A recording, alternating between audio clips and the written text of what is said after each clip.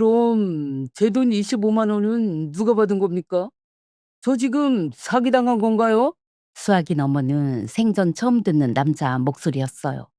그날 저희 펜션에 들어온다며 예약금까지 보냈다는 저는 받은 적도 없는 손님이었지요. 사람 좋다는 소리 하나 듣자고 평생 믿지고만 살아온 물러터진 제가 하루아침에 사기꾼으로 몰린 거예요. 작년 8월 첫째 주 토요일 방 4개가 모조리 나간 만실 오후였어요. 마당에서는 물총 소리가 쨍쨍하게 튀는데 수화기 너머에서는 애 우는 소리가 들렸지요. 바다 못 가냐고 우는 소리요. 그 남자는 애들 튜브까지 싣고 3시간을 달려왔다면서 경찰서 가기 전에 마지막으로 묻는다고 했어요. 정말 모르는 일이냐고요. 잠시 뒤 제 휴대폰으로 사진 한 장이 날아들었어요. 은행 이체 화면이었죠. 금액 25만 원. 보낸 날짜는 바로 그날 아침. 그리고 받는 사람 칸에 또렷이 박힌 이름 석자. 차라리 모르는 이름이었다면 도둑을 맞았구나 하고 말았을 거예요. 저는 그 석자를 알아본 순간 들고 있던 전화기를 마당 바닥에 떨어뜨렸어요. 그 화면 속 이름 석자는 대체 누구였을까요? 그리고 지난 3년 여름 제 펜션 마당에서는 대체 무슨 일이 벌어지고 있었던 걸까요? 사연 시작 전에 지금 이 이야기를 어디서 듣고 계신지 댓글에 남겨주세요. 그곳에 늘 재물복이 가득하길 바라겠습니다. 안녕하세요. 소금은 짜야 소금이고 사람은 제 몫을 지킬 줄 알아야 사람이라던 친정아버지 말씀을 60 넘어서야 뼛속에 새긴 서해 바닷가 펜션 안주인입니다. 저는 학교 급식실에서 25년 국을 부다 나와서 지금은 방 4개짜리 작은 펜션을 꾸리며 살아요. 오늘 풀어놓을 사연은 그 펜션에 가족이라는 이름으로 숟가락을 얹은 사람들 이야기예요. 긴 얘기가 될 텐데 맨 처음부터 차근차근 말씀드릴게요. 제 친정 아버지는 평생을 서해 염전에서 사신 연부였어요. 40년 동안 수차를 밟으셨으니 아버지 종아리는 돌덩이처럼 굵고 단단했지요. 한여름 땡볕에 소금밭을 한나절 밀고 나면 아버지 등판에는 하얀 소금꽃이 피었어요. 철없던 저는 그게 아버지 진땀 마른 자국인 줄도 모르고 그 등에 손가락으로 그림을 그리며 놀았고요. 저는 그 집 큰딸이에요. 동생 둘 공부시키느라 상업학교만 마치고 19의 읍내 방직 공장에 들어갔지요. 첫 월급 봉투를 뜯지도 않은 채 아버지 앞에 밀어놓았더니 아버지가 그걸 한참 내려다보시다가 무뚝뚝하게 딱 2마디 하셨어요. 미안하다고. 그리고 고맙다고요. 저는 그 2마디면 배가 불렀어요. 25에는 보일러 기술자인 남편을 만나 결혼했어요.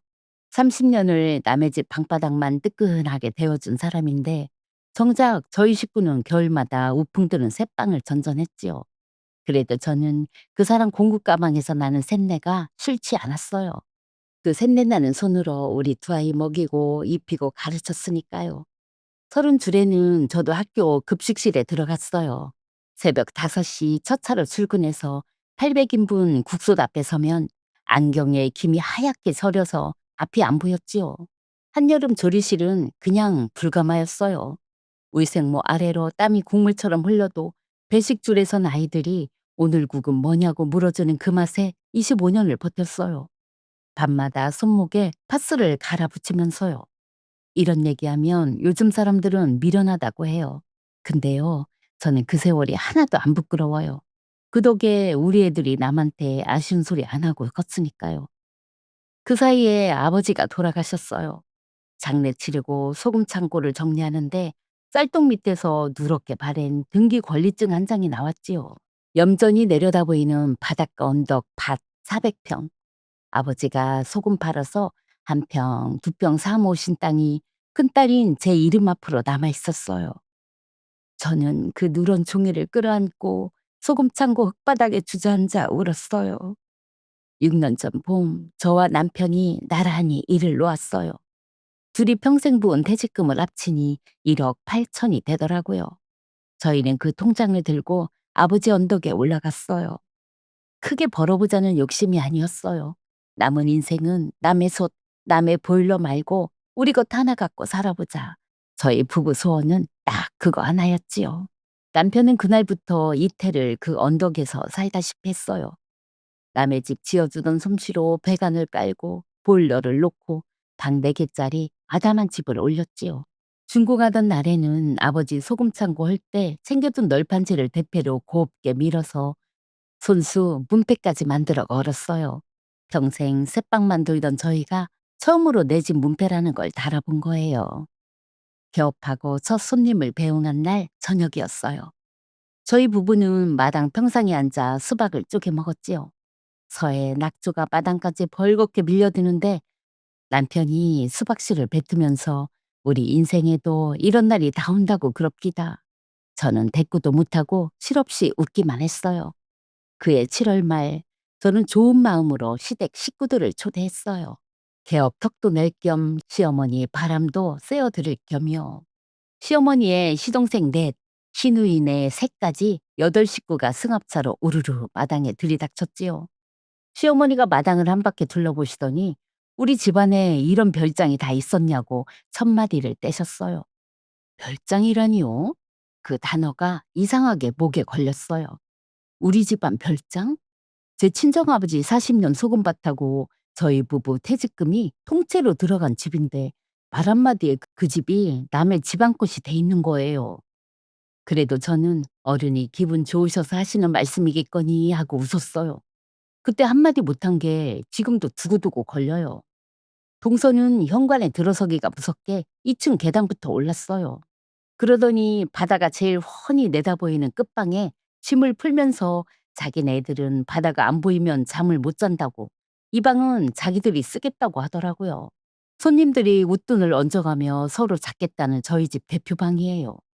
저는 이번에도 웃으면서 이불장에서 제일 좋은 이불을 꺼내다 깔아줬지요. 첫 초대에 낮 불키기 싫어서 그냥 삼킨 거예요. 이틀 밤 내내 마당에는 고기 굽는 연기가 자욱했어요. 저는 쟁반을 들고 부엌하고 평상 사이를 20번도 넘게 오갔지요. 그 이틀 동안 동서는 손에 물 한 방울 안 묻히고 평상에 앉아 과일만 받아 먹었어요. 그래도 저는 조카들이 물장구 치면서 까르르 넘어가는 소리가 듣기 좋아서 다리 아픈 줄도 몰랐지요. 가족이 좋다는 게 이런 거지 속으로 그러면서요. 4일째 아침 시어머니가 승합차에 오르시면서 제 손을 꼭 잡으셨어요. 아주 잘 쉬다 간다고 내년 여름에도 또 오마 하시더라고요. 그러자 뒷좌석 창문이 스르륵 내려가더니 동서가 얼굴을 내밀고 한마디를 얹더라고요. 자기들은 내년에 열흘은 있다 갈 테니까 성수기라 방 금방 나가니 미리 빼놓으라고요. 차 2대가 언덕길을 내려가고 마당에는 기름 늘어붙은 불판하고 빈 술병들만 굴러다녔어요. 저는 수도가에 쪼그려 앉아 철 수세미부터 집어들었지요. 불판에 시커멓게 늘어붙은 기름때가 아무리 밀어도 좀처럼 벗겨지질 않았어요. 시댁 식구들이 다녀간 뒤로 저는 마당에 나가면 버릇처럼 평상부터 행주로 훔치게 됐어요. 딱히 뭐가 묻은 것도 아닌데 그래야 마음이 놓이더라고요. 그래도 그의 가을하고 겨울은 고마운 계절이었어요. 단풍철엔 방이 곧잘 나갔고 겨울엔 굴 구워 먹으러 내려오는 단골도 생겼지요. 예약 사이트에는 별점 5개짜리 후기가 하나둘 쌓였어요. 아침 백반이 정갈하다고 안주인 인심이 바다만 하다고요. 저는 그 후기들을 밤마다 읽고 또 읽었어요. 남이 알아주는 제 살림살이는 그게 평생 처음이었거든요. 이듬해 6월 말에 동서한테서 전화가 왔어요. 올여름엔 7월 말부터 8월 초까지 열흘을 통으로 있다 가겠다고 애들 방학에 맞춰서 날짜까지 딱 못을 박더라고요. 하필 1년 중에 방값이 제일 좋을 때 문의 전화가 하루에도 몇 통씩 울리는 그 열흘이었죠. 저는 달력 앞에서 한참을 서 있었어요. 그 열흘에 들어온 문의만 벌써 6팀이었거든요. 그래도 시댁 식구들 얼굴이 밟혀서 전화를 돌려 한 팀 한 팀 죄송하다고 했어요. 집안 사정이 생겼다고 거짓말 아닌 거짓말을 해가면서요. 단골 가족한테 전화할 때는 목이 메더라고요. 애들이 그 집 마당을 그렇게 좋아하는데 어쩌냐고 아쉬워하시는데 저는 죄 지은 사람처럼 죄송하다는 말만 했어요. 그날 저녁엔 남편하고 밥상에서 주판을 놓아봤어요. 방 4개에 열흘이면 성수기 값으로 어림잡아 800만 원이었죠. 사가서 갈아야 하는 뒷마당 배관값하고 미뤄둔 보일러 부품값이 딱 그만큼이었어요. 남편은 수저를 들다 말고 한참 있더니 1년에 한 번인데 참자고 어머니 계신 동안만 눈 감자고 하더라고요. 저도 고개를 끄덕였어요. 그때는 그게 효도인 줄 알았으니까요. 7월 마지막 주 토요일 승합차 2대가 언덕을 올라왔어요. 작년 그 8식구 그대로인데 여행 가방은 배로 늘었더라고요. 이틀치가 아니라 열흘치 짐이었으니까요. 현관에 가방이 축대처럼 쌓이는 동안 동서는 이번엔 묻지도 않고 바다 보이는 끝방으로 올라갔어요. 그 열흘 동안 저는 하루가 어떻게 가는지 몰랐어요. 새벽마다 10명 밥상을 차리고 한나절은 빨래를 삶았지요. 한 번은 빨랫줄에 널린 수건을 세어보니 꼭 40장이더라고요. 한여름 마당에서 가마솥 김을 뒤집어 쓰고 있자면 등줄기 땀이 마를 새가 없었어요. 냉장고는 문을 열 때마다 허전해졌어요. 손님상에 내려고 재워둔 갈비며 전복이 소리 소문 없이 사라졌지요. 조카가 김치통을 통째로 평상에 들고 나가는 바람에 새 이불에 김치 국물이 벌겋게 배기도 했고요. 시동생은 읍내 정육점에서 한우를 끊어오면서 고깃값은 다음에 준다고 손만 흔들었는데 그 다음은 끝내 안 왔어요. 열흘째 되던 날 저녁이었어요. 앞치마 주머니에 장본 영수증이 수북한 게 손에 잡히길래 저는 밥상머리에서 어렵게 입을 뗐지요. 다음부터는 장값이라도 조금씩 나누면 어떻겠냐고요. 그러자 동서가 수저를 딱 내려놓더니 가족 펜션에서 돈 내기를 하시는 거냐고 없어 보이게 왜 그러시냐고 웃더라고요. 없어 보인다니요. 그 열흘 장값 고깃값이 다 제 주머니에서 나갔는데요. 그 말이 목구멍까지 올라왔다가 도로 내려갔어요. 밥상머리에서 큰 소리 나면 저만 이상한 사람 되는 거 여러분도 아시잖아요. 시어머니는 옆에서 거들고 나서셨어요. 형편되는 큰 집이 베푸는 게 도리라고요. 네 시아버지 살아계셨으면 이 별장 보고 얼마나 좋아하셨겠냐고요. 돌아가신 시아버님까지 밥상에 오르니 저는 입이 그대로 붙어버렸어요. 밥알이 모래알 같은데 꾸역꾸역 삼켰지요. 그날 밤엔 보일러실 쪽에서 매캐한 냄새가 났어요. 10년 전에 끄는 남편 담배 냄새였지요. 문틈으로 들여다보니 남편이 어둠 속에 쪼그려 앉아 담뱃불만 빨갛게 태우고 있더라고요. 저는 못 본 척 돌아섰어요. 그 사람 속도 같이 타고 있다는 걸 알았으니까요. 떠나기 전날 저녁엔 동서가 평상에서 휴대폰만 들여다보고 있었어요. 가만 보니 저희 펜션이 올라가 있는 예약 사이트였지요. 동서가 화면을 쓱 내밀면서 형님네 끝방이 하룻밤에 25만 원이나 하냐고 눈이 동그래져서 묻더라고요. 성수기엔 그 값을 받는다고 했더니 대답도 없이 한참을 화면만 내리고 있었어요. 저는 그 눈빛을 대수롭지 않게 넘겼지요. 열흘을 꽉 채우고서야 승합차가 언덕을 내려갔어요. 마당엔 또 기름 낀 불판이 남았지만 그 애엔 군소리 없이 치웠어요. 1년에 한 번이다. 그 말을 주문처럼 외우면서요. 그런데 보름쯤 지난 금요일에 동서한테서 다시 전화가 왔어요. 자기 친한 친구 부부가 주말에 바닷바람 쐬러 내려간다고 우리 집 손님이나 마찬가지니까 방 하나 잘 좀 봐달라고요. 마침 빈 방도 있고 동서 얼굴 세워주는 셈치고 저는 그런 말 써요. 기왕 재우는 거 아침 백반까지 정갈하게 차려냈지요. 굴비 2마리 노릇하게 굽고 갓 지은 밥에 된장찌개를 올려서요. 그 부부가 참 이상했어요. 이틀을 묵는 동안 대면대면 인사만 하더니 떠나는 날엔 고맙단 말이 한마디도 없더라고요. 남자분이 트렁크를 닫으면서 저한테 물은 건 딱 하나였어요. 퇴실이 몇 시까지냐고요. 퇴실이라니요? 친구네 집에 놀러 온 사람이요. 동서 손님 흉이 될까봐 저는 그저 고개만 끄덕였지요. 근데 그 말이 온종일 귀에 맴돌더라고요. 뭐 요즘 사람들은 말을 그렇게 하나 보다 하고 말았지만요. 그날 저녁 동서한테서 문자가 왔어요. 친구가 아주 잘 쉬다 갔다고 앞으로도 자기 지인들 종종 보내겠다고요. 저는 마루에 걸터 앉아 그 문자를 한참 들여다보다가 웃는 얼굴 하나를 꾹 눌러서 답장을 보냈어요. 그 가을부터였어요. 동선의 지인들이 철마다 언덕을 올라오기 시작한 게요. 단풍이 들 무렵엔 동서 회사 동료라는 부부가 왔고 불철엔 애 둘 딸린 가족이 두 팀이나 다녀갔지요. 봄에는 낚시 가방을 맨 남자 셋이 왔고요. 올 때마다 동서한테서 먼저 전화가 왔어요. 자기가 아는 사람들이니까 우리 집 손님이다 생각하고 잘 좀 봐달라고요. 저는 그때마다 군소리 없이 굴비를 굽고 백반상을 차렸지요. 달력에는 빨간 동그라미가 늘어갔어요. 동선에 손님이 드는 날은 그 방을 팔 수가 없으니까 달력에 동그라미를 치고 옆에 조그맣게 동서 하고 적어두는 버릇이 생겼지요. 급식실에서 25년 식단표 쓰던 손이라 뭐든 적어놔야 마음이 놓이거든요. 그해 겨울에 온 가족팀 남자분이 이상한 걸 묻더라고요. 아침상을 차리는데 조식은 원래 포함이 맞느냐고요. 포함이라니요? 저는 순간 무슨 말인가 했어요. 나중에 동서한테 넌지시 물었더니 자기가 형님 아침상 솜씨를 하도 자랑해서 그런 모양이라고 웃어 넘기더라고요. 그런가 보다. 저는 또 그렇게 삼켰지요. 재작년 여름엔 그 열흘이 어김없이 돌아왔어요. 이번엔 시어머니가 동네 노인정 친구분들까지 두 분 데리고 오셨더라고요. 우리 며느리네 별장 구경시켜 준다고요. 동서는 아예 안주인 냉세였지요. 제가 걸레질해 놓은 마루를 손끝으로 쓸어보면서 손님 드는 집이 먼지가 있으면 쓰겠냐고 한 소리를 하더라고요. 제 집 마루에서 제가 들은 소리예요.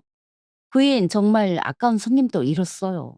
개업 때부터 철마다 오던 단골 가족이 2년 연속 여름방이 없다니까 다른 펜션을 잡았다고 문자를 보내왔지요. 그동안 고마웠다는 인사까지 붙여서요. 답장을 뭐라고 보내야 할지 몰라서 한참 만에 저야말로 감사했다고만 보냈어요. 보내놓고 마루에 우두커니 앉아 있었지요. 내 손님을 내 손으로 쫓아낸 셈이잖아요. 새벽 백반이 이어지던 어느 날엔 싱크대 앞에서 손목에 파스를 붙이고 있는 저를 봤어요. 급식실 그만두면 이 냄새랑은 영영 이별인 줄 알았지요. 그런데 내 펜션 부엌에서 공짜 손님들 아침상 차리다가 도로 붙이고 있더라고요. 파스 냄새가 그날따라 어찌나 시큰하던지요. 재작년 가을부터는 동서가 전화도 안 하더라고요. 문자 한 통이 뚝 떨어졌어요. 이번 주말에 두 팀 내려가니까 방 2개 비우고 수건 넉넉히 바베큐 숯도 좀 봐달라고요. 묻는 게 아니라 시키는 투였지요. 백반상 한 번 차리자면 굴비에 나물에 잠깐만 몇만 원이 드는데 그 돈이 다 어디서 나오겠어요. 제 주머니지요.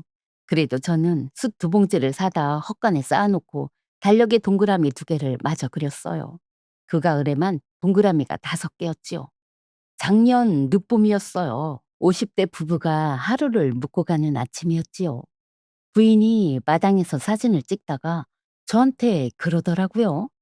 반신반의하고 왔는데 여기가 후기보다 낫다고요. 후기요? 그 말이 이상하게 목에 걸렸어요. 동서 친구라면서 우리 집 후기는 어디서 봤을까요? 되물으려는데 남편분이 차에서 부인을 불렀고 부부는 그대로 언덕을 내려갔어요. 그날 밤 저는 동서한테 문자를 보냈지요. 아까 그분이 후기 얘기를 하시던데 무슨 말이냐고요. 답이 한참 만에 왔어요. 자기가 예약 사이트 링크를 보여주면서 자랑을 좀 했다고. 형님도 참 별걸 다 마음에 담는다고요. 웃는 얼굴 하나가 같이 붙어 있었지요. 저는 그 문자를 들여다보다가 방 불을 껐어요. 그런데 그날따라 잠이 영 안 오는 거예요. 뭐가 이상한지 꼬집어 말은 못하겠는데 묘하게 찜찜했어요. 그러다 가족인데 설마 하고 도로 눈을 감았지요. 작년엔 동서가 날짜를 앞당겼어요. 애들 8월 학원 특강 때문에 7월 중순부터 열흘 있다 가겠다고요. 덕분에 8월 첫 주엔 3년 만에 처음으로 성수기 예약을 받을 수 있었지요. 저는 그게 고맙기까지 했어요. 지금 생각하면 기가 막힐 노릇이지만요. 세 번째 열흘도 가마솥 김숙에서 지나갔어요. 달라진 게 있다면 이제 조카들이 제 냉장고를 제 집 냉장고처럼 연다는 것 하나였지요. 시댁차가 언덕을 내려간 다음 날부터 저는 8월 첫 주 만실 준비에 매달렸어요. 방 4개 이불 후청을 죄다 새로 갈고 수건을 삶아 20장씩 개켜 올렸지요. 금요일 밤엔 평상을 닦고 마당에 파라솔까지 펴놨어요. 토요일 아침 첫 손님차가 언덕으로 올라오는 소리를 들으면서 저는 대문을 활짝 열어놨죠. 토요일 아침부터 마당이 시끌시끌했어요. 방 4개가 다 나갔거든요. 마당에선 애들 물총 소리가 쨍쨍하고 파라솔 밑에선 젊은 부부가 수박을 쪼개 먹고요. 저는 점심상 치우고 수건을 개키면서 자꾸 실실 웃었어요. 이런 게 장사구나 싶어서요. 다리 아픈 줄도 몰랐지요. 오후 3시쯤 전화가 왔어요. 모르는 번호였어요. 받자마자 남자 목소리가 다짜고짜 쏟아지는데 오늘 입실인데 예약이 왜 없느냐는 거예요. 저는 예약 명단을 몇 번을 봤어요. 없어요. 아무리 봐도 없어요.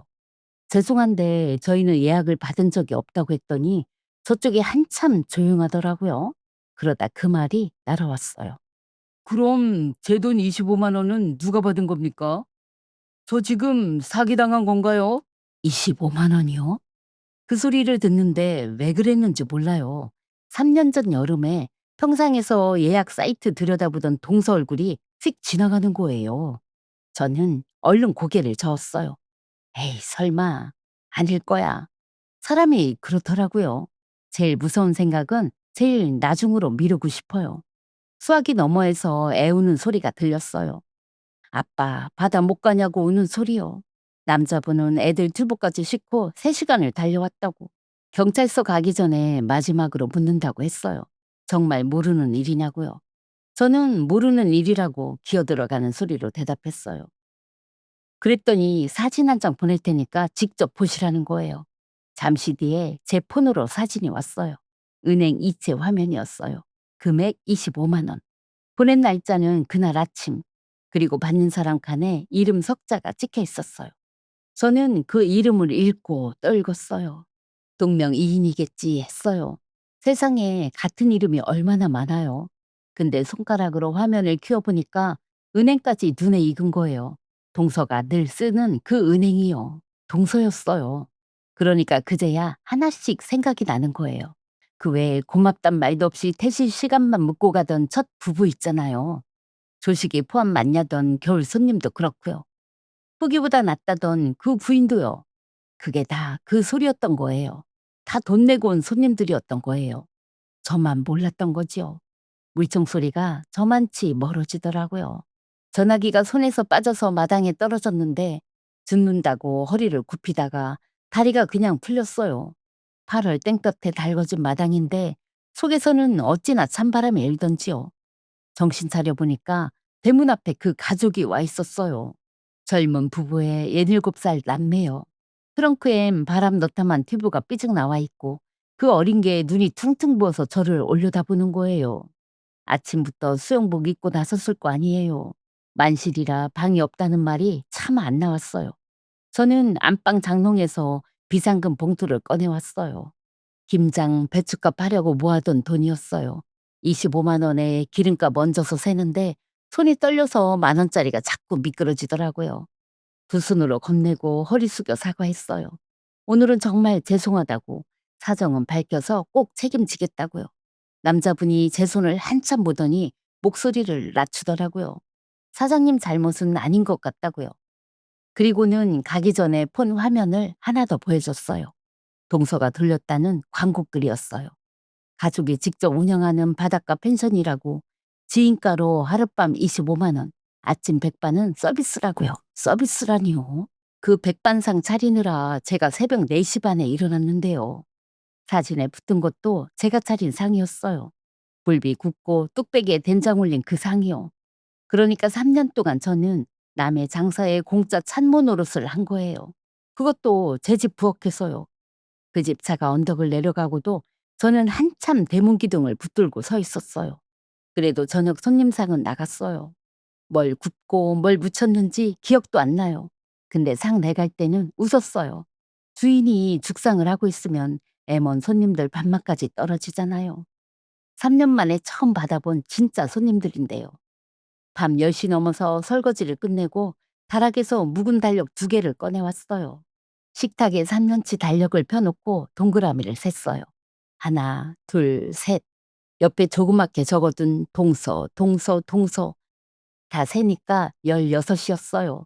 16팀이요. 동그라미 하나 짚을 때마다 그날 일이 생각나요. 이날은 굴비 구웠고, 이날은 숯 2봉지 사다 놨고, 이날은 새벽에 미역국 끓였고요. 한 팀에 하루 이틀씩 25만 원씩 쳐보니까 어림잡아 1,100만 원이더라고요. 여러분 같으면 그 밤에 잠이 오셨겠어요? 근데 제일 기가 막힌 건 따로 있었어요. 동서가 지인 보낸다고 문자할 때마다 제가 보낸 그 웃는 얼굴 있잖아요.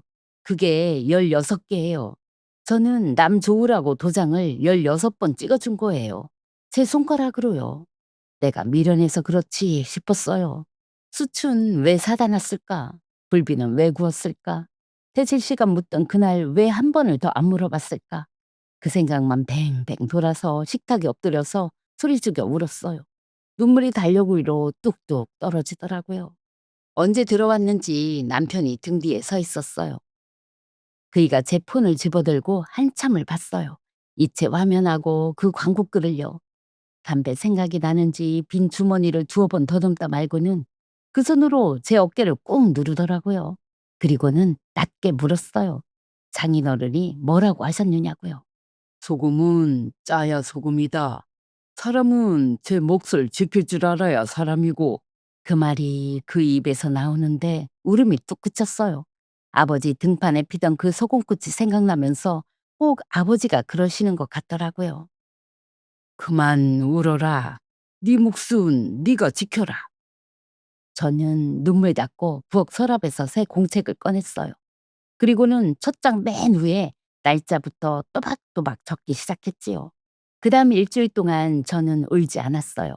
새벽에 눈이 떠지면 부엌 식탁에 공책을 펴고 앉았지요. 16팀 날짜, 묵은 방, 제가 차린 반찬까지 기억나는 대로 다 적었어요. 남편은 말없이 옆에서 달력을 넘겨줬고요. 적기 시작하니까 손이 떨리지도 않더라고요. 낮에는 손님들 태연히 치르고 밤에는 전화를 돌렸어요. 그 토요일 가족 아버님이 고맙게도 연락처를 남겨주셨거든요. 그분 도움으로 예전에 다녀간 세 팀하고 통화가 닿았지요. 다들 동서계좌로 돈을 보냈더라고요. 하룻밤 25만 원씩. 아침 백반 포함이라는 말까지 똑같이 듣고서요. 수요일엔 또 모르는 번호가 떴어요. 다음 주말 2박 예약을 확인한다는 아주머니였지요. 동선어 동선에 계모임 언니라고 하더라고요. 50만 원을 벌써 보냈다고요. 저는 사실대로 다 말씀드렸어요. 그 돈 제가 아니라 동서가 받았다고요. 그리고는 부탁을 하나 드렸지요. 이번 주 토요일 낮 1시 정각에 이번으로 전화 한 통만 넣어주시라고요. 돈 받은 사람이 그 자리에서 직접 듣게 해드리겠다고요. 그분도 돈이 걸린 일이라 그러마 하시더라고요. 목요일엔 남편이 먼저 차 시동을 걸었어요. 등기소에서 등기부 등본 떼고 은행에서 건축비 들어간 통장 4번을 뽑았지요. 이체 캡처하고 광고글, 달력 사진까지 몇 부씩 뽑아서 누런 봉투에 넣었어요. 종이 몇 장인데 봉투가 어찌나 묵직하던지요. 금요일 밤엔 동서한테서 문자가 왔어요. 내일 어머니 생신이니까 형님이 과일이랑 떡 좀 챙겨 오시라고요. 아무것도 모르는 평소 그대로 시키는 말투였지요. 저는 알았다고 답을 보내고 웃는 얼굴 하나를 꾹 눌러 붙였어요. 근데 이번엔 그 얼굴 보내는데 진짜로 웃음이 나오더라고요. 생신날 아침 저는 시댁 부엌에서 미역국을 끓였어요. 참기름에 미역 볶는 냄새가 집안에 퍼지는데 마음이 이상하리만치 고요했어요. 갈비찜 올리고 생선 굽고 25년 국부던 손으로 상을 차렸지요. 어차피 제가 차리는 마지막 시댁상이잖아요. 도리는 이걸로 끝이다. 그러면서 그릇까지 꽉꽉 채웠어요. 난 12시 온 식구가 상에 둘러앉았어요. 생신 축하 인사가 오가고 갈비찜 김이 모락모락 오르고요. 동서가 갈비 한 대를 집으면서 아무렇지 않게 그러더라고요. 형님, 다음 주에 계모임 언니들이 2박으로 내려가니까 방 2개 비워주세요. 수건도 넉넉히요. 저는 수저를 조용히 내려놨어요. 그리고는 딱 한마디만 물었지요. 그 언니들한테도 25만 원씩 받았느냐고요. 상이 그대로 얼어붙었어요. 수저 부딪는 소리가 뚝 끊기고 갈비찜 김 오르는 소리만 남았지요. 시누이는 젓가락을 든 채로 굳고 시동생은 저하고 동서를 번갈아 보고요. 동서는 입을 반쯤 벌린 채로 저를 보는데 그 반들반들하던 낯에서 핏기가 가시는 게 눈에 다 보이더라고요. 저는 가방에서 누런 봉투를 꺼내 상 위에 올렸어요. 인쇄물을 한 부씩 돌렸지요. 받는 사람 칸에 동서 이름이 박힌 이체 화면하고 아침 백반은 서비스라던 그 광고글이요. 한동안 종이 넘어가는 소리만 바스락바스락 났어요. 시동생 손에서 종이가 부들부들 떨렸어요. 동서는 얼굴이 하얗게 질려서 가족 건데 뭐 어떠냐고 더듬거리더라고요. 저는 그 말을 기다렸어요. 가족 거면 돈이 왜 3년 내내 동서 통장으로만 갔겠느냐고 조용히 되물었지요. 그때 낮 1시 정각 제 폰이 울렸어요. 받자마자 스피커를 켜서 상 한가운데 내려놨지요. 대모임 언니라는 그분 목소리가 쩌렁쩌렁 울렸어요. 동서 이름 석자를 또박또박 부르면서 오늘 안에 50만 원 안 돌려주면 경찰서에 사기로 접수하겠다고요. 동서가 그 목소리를 알아듣더라고요. 언니 하고 입만 뻥긋하다가 그대로 고개를 떨궜어요. 계모임 언니라는 게 뭔지 다 알게 생겼으니까요. 시어머니가 상을 탕 치셨어요. 가족 망신이니까 당장 조용히 하라고요. 저는 어머니를 똑바로 봤어요. 남의 돈 1,100만 원을 3년 가로챈 걸 덮어주는 게 가족이냐고요. 그러자 어머니가 마지막 카드를 꺼내시더라고요. 그래봤자 그 펜션 우리 아들 없었으면 지어지기나 했겠냐고요. 저는 봉투에서 마지막 서류를 꺼내 폈어요. 등기부 등본하고 통장 사본이었지요. 그 땅은 제 친정아버지가 40년 소금 팔아 사신 언덕이고 건물값 7할이 제 퇴직금이라고요. 보일러 파이프 하나까지 이의가 다 자기 손으로 깔았고요. 어머니가 그 종이를 한참 들여다보셨어요. 글자야 다 아는 글자지요. 근데 당신이 아는 얘기가 아니었던 거예요. 그때 남편이 처음으로 입을 열었어요. 어머니, 저는 이번에 처가편을 드는 게 아니라 맞는 편에 서는 거라고요. 저는 그 사람 여보 얼굴을 봤어요. 30년을 같이 살고 처음 보는 얼굴이었어요. 코끝이 시큰한 걸 꾹 참았지요. 거기서 울면 안 되잖아요. 저는 마지막으로 조건을 걸었어요. 이번 주 일요일까지 16팀 전액 환불에 사과 문자까지 보낼 것. 한 팀이라도 빠지면 월요일 아침에 고소장을 접수하겠다고요. 그리고 오늘부로 우리 펜션에 시댁 공짜 숙박은 없다고요. 아버지 말씀대로 이제 제 몫은 제가 지키겠다고요. 그러자 어머니가 기어들어가는 소리로 물으시더라고요. 그래도 올여름에 방 하나는 내주는 거 아니냐고요. 저는 웃으면서 대답했지요. 예약 사이트에서 정가로 받으시라고요. 그것도 성수기 말고 비수기예요. 동서는 끝까지 저를 못 쳐다봤어요. 저는 봉투 속 사본은 상우에 그대로 두고 일어났지요. 생신 축하드린다는 인사만은 허리 굽혀하고 현관에서 구두를 신었어요.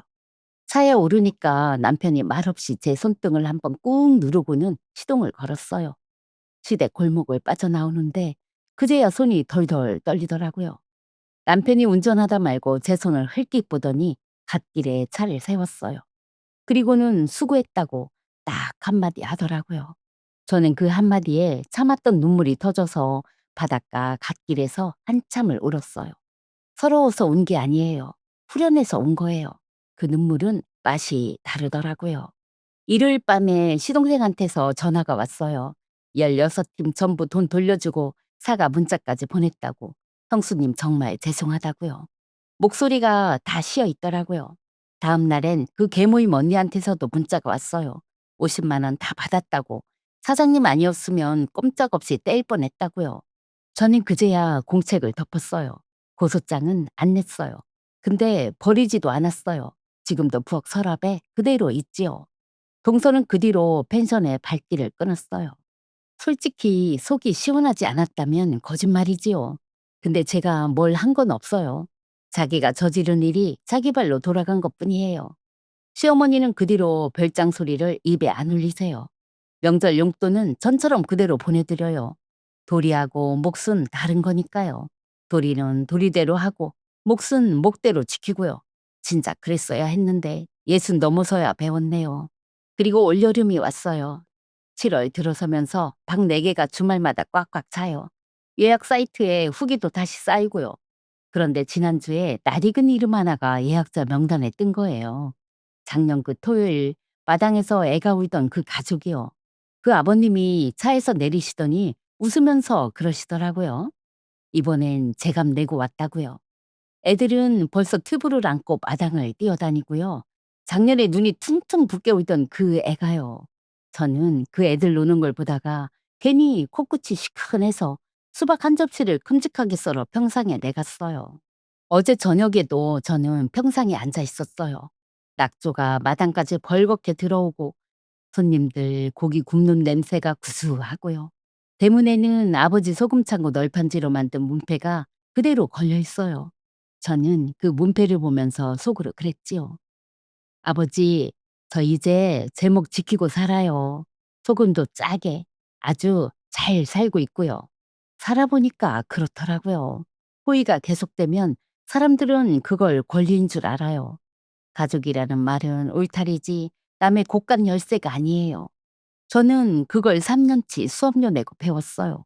여러분은 부디 저보다 싸게 배우시길 바래요. 제 긴 사연 끝까지 들어주셔서 감사합니다. 여러분 댁에도 올여름 시원한 바람만 들기를 바랄게요. 사연 잘 들으셨어요, 여러분?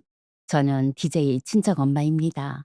오늘 사연 들으시면서 속이 빵 뚫리셨나요? 저는 그 생신상 대목에서 제 무릎을 다쳤어요. 언성 한번 안 높이고 봉투 하나 하고 전화 한 통으로 3년 묵은 채증을 싹 내리는 거 보셨지요? 우리 어머님 급식실에서 25년 국 푸던 그 손으로 증거를 적고 그 낮은 목소리로 제 몫을 찾아왔어요. 눈물로 싸운 게 아니라 종이로 싸운 거예요. 그게 진짜 어른 싸움이에요. 근데요, 여러분, 저는 속 시원한 것보다 가슴 아픈 게 먼저였어요. 우리 세대 여자들, 가족이라는 말 한마디에 얼마나 많이 내주고 살았어요. 새벽밥 차려준 게 흉이 되고 좋은 마음으로 내준 방이 남의 장사거리가 되고요.